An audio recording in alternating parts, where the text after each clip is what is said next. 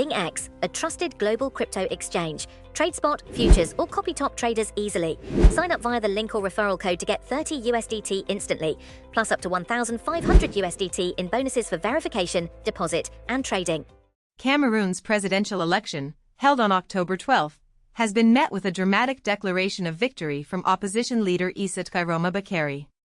In a bold move, Bakary has proclaimed himself the winner, urging the long-serving incumbent, Paul Biya, to acknowledge the conclusion of his 43-year tenure. Speaking from a video posted on Facebook, with the national flag as his backdrop, Bakary declared, "Our victory is clear, it must be respected." He then directly addressed the 92-year-old President Biya, stating, "We call on the regime in power to show greatness and to honor the truth of the ballot box with a long-awaited gesture, that phone call of congratulations, which will demonstrate the political maturity of our nation and the future strength of our democracy."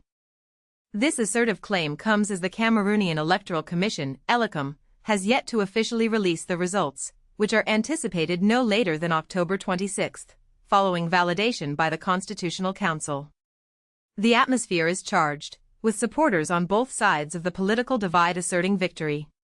This surge of confidence appears to be fueled by images circulating on social media depicting blackboards and papers displaying tallied results. However, while the publication of tally sheets from individual polling stations is permitted, it is strictly illegal to announce the overall outcome of the vote before the Constitutional Council's official pronouncement. Territorial Administration Minister, Paul Atana Nji, emphasized this critical boundary during a press conference on Sunday, warning, "This is the red line that must not be crossed."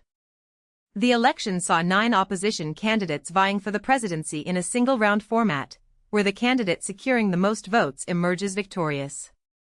With over 8 million citizens eligible to cast their ballots, the voter turnout remains an unknown quantity at this juncture.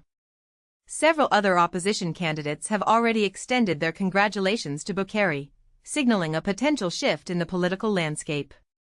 Issa Tchiroma Bakary, aged 76, is a figure with a complex political past.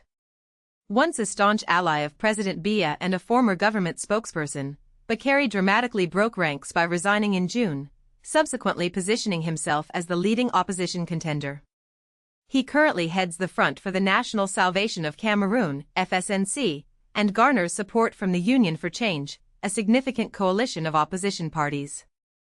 His candidacy was underpinned by a powerful message articulated in an open letter: "A country cannot exist in the service of one man. It must live in the service of its people." This current situation draws parallels to the 2018 presidential election, where opposition challenger Maurice Kamto also declared himself the winner the day after the vote, only to be subsequently arrested. His supporters' rallies were met with forceful dispersal tactics, including tear gas and water cannon, and dozens were detained, with some still imprisoned. Paul Biya holds the distinction of being only the second head of state to lead Cameroon since its independence from France in 1960. His nearly 5-decade rule has been characterized by an iron fist, marked by the repression of all political and armed opposition, and a tenacious hold on power despite persistent social upheaval, economic disparities, and separatist violence.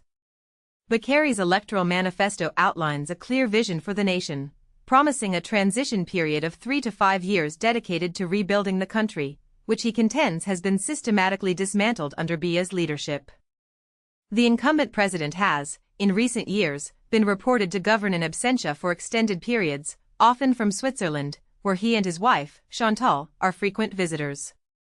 There are persistent reports suggesting that presidential decrees are routinely signed on Biya's behalf by Ferdinand Ngo, the Secretary General of the presidency, raising questions about the day-to-day functioning of the government.